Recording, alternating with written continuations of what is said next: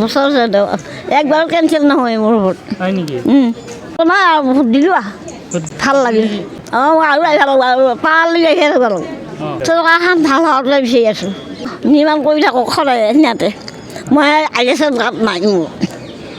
কৰ্ণেটৰ একো নাই মোৰ ৰেচন কাৰ্ড নাই একো নাই হয় মোৰ নাম ৰূপসিখা নাথ